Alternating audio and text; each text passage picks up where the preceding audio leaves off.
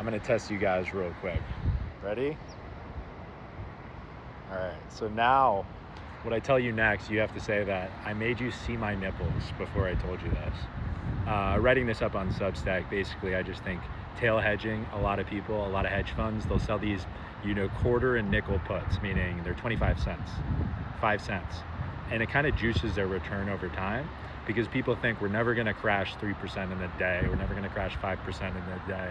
It only happened in April, really only happened 4 times in COVID, and then that's it, that circuit breaker type of day.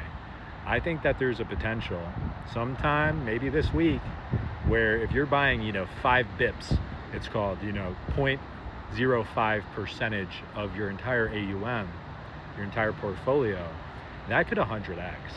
That could legitimately 100x someday. And your portfolio swings more than 5 bips, unless you're in these BDCs that never get marked, these interval funds.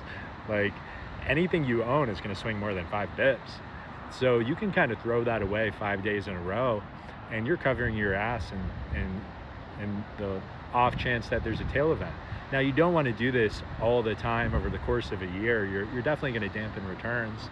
It might not hit for 4 years, but I just think when we're thinking about people build up on AI, I get it. We also have a changing Fed.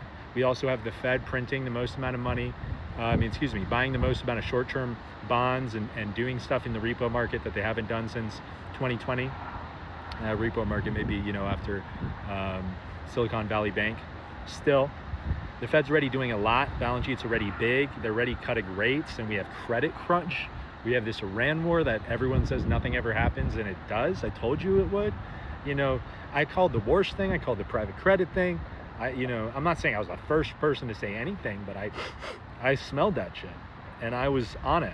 Here's what, the Iran thing. I was like, guys, the Hormuz, people don't get this, Call me a commodities trader all you want. A tourist. Call me a tourist all you want. I'm here. I'm definitely here. You can't say I'm not here.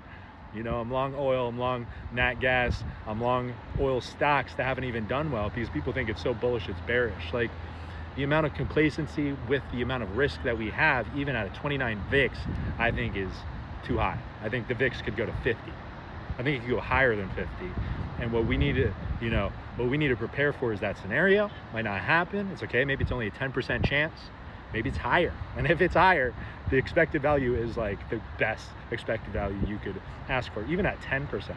If you're buying 5 bips, 5 bips, 5 bips, might 100x, it's only 10x. The expected value is a 10x, 10,000%.